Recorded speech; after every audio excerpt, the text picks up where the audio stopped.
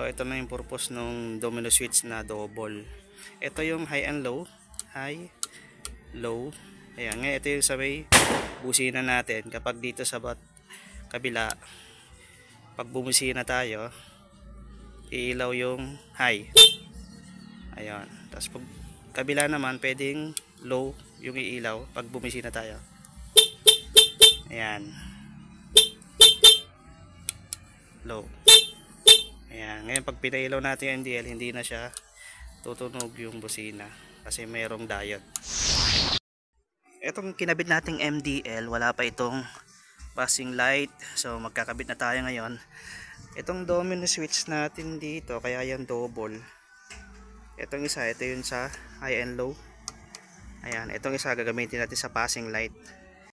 So ito na yung wire na inabang ko na magiging trigger natin papunta sa ating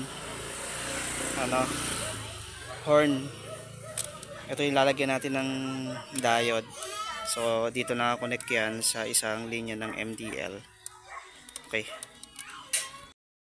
Yung pag-install pala nitong diode, itong merong print na yan, yung merong bilog na yan na kulay gray, ito yung papunta dun sa MDL. Tapos itong kabila, dito natin i-connect yung trigger natin, bali galing sa busina. So dito tayo magko-connect.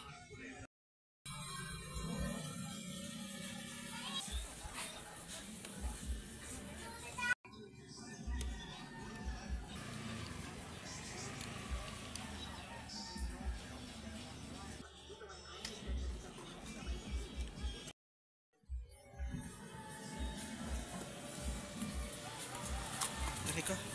Oh.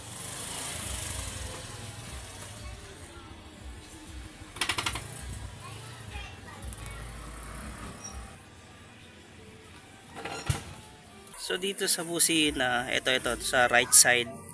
Dito sa right side ko nilagay yung kanyang wire. Ito kasi yung nagti-trigger para tumunog yung busina at magkaroon ng power doon sa relay natin ng high and low.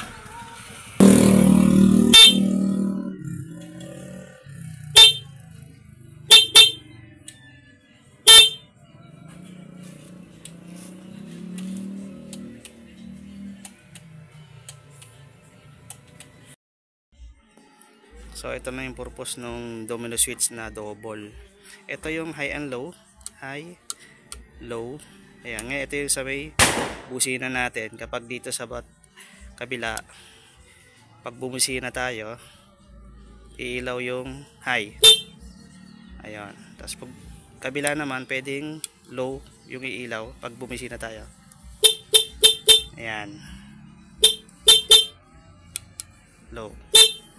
Ayan, ngayon pag pinailaw natin yung MDL, hindi na siya tutunog yung busina kasi mayroong diode.